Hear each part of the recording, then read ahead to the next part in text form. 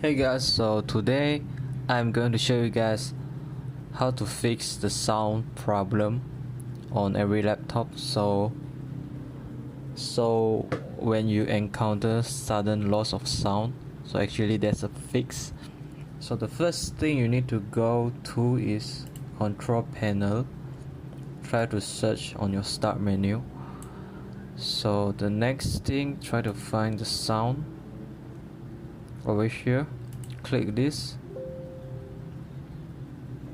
Okay, so enhancement for this device has been disabled.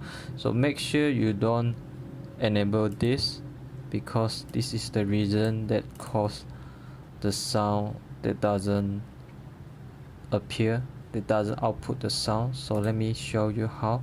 So click this speaker. This is my default. This is the nahimic. So when you go to properties, you can see over here. So make sure you untick this on your laptop and try to click after you unclick, click apply, click OK, and try to play the sound again. And this is how you fix the no sound problem on your laptop. So mine is MSI, so yeah, this is how you fix it. Alright, so make sure you like the video and subscribe to my channel, and hope to see you guys again. Alright, peace.